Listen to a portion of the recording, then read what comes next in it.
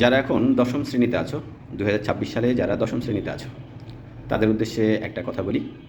2025 সালের SSC chemistry যে বইটা আছে, বোর্ড বই, সেটার পেজ নাম্বার 246 এর নিচের দিকে দেখবা যে আয়রন নিষ্কাশনের বাত্যাচল্যের কিছু বিক্রিয়া লেখা আছে। তো এখানে দেখো এই বিক্রিয়াগুলোর চারটা এখানে বিক্রিয়া আছে। তো চারটা বিক্রিয়ার মধ্যে প্রথম বিক্রিয়াটা আর নিচের যে দুটা বিক্রিয়া, এই দুটা নিয়ে কোনো কথা নাই। এই দুটা বিক্রিয়া নিয়ে হচ্ছে আমার কথা, এটা আর এটা। সুস্থ মস্তিষ্কের কোনো মানুষ এই বিক্রিয়াটা লিখতে পারে না। কেন? কারণ তো রাসায়নিক বিক্রিয়াই হচ্ছে তাকে বলা হয় যেটা বিক্রিয়ক এক রকমের থাকে, তারা পরস্পরের সাথে যুক্ত হয়ে একটা ভিন্ন পদার্থ তৈরি করে।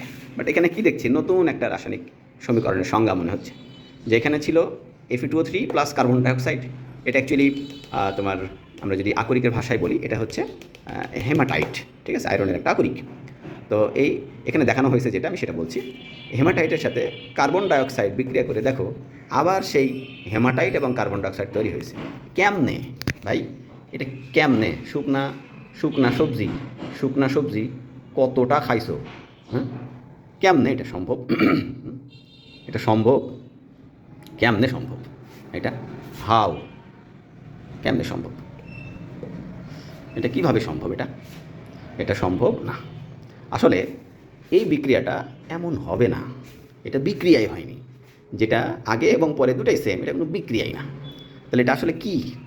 এটা হবে, দেখো, এটা হবে Fe2O3। এটা হেমাটাইটই হবে, ঠিক আছে। এটা আসলে কার্বন মনোক্সাইড।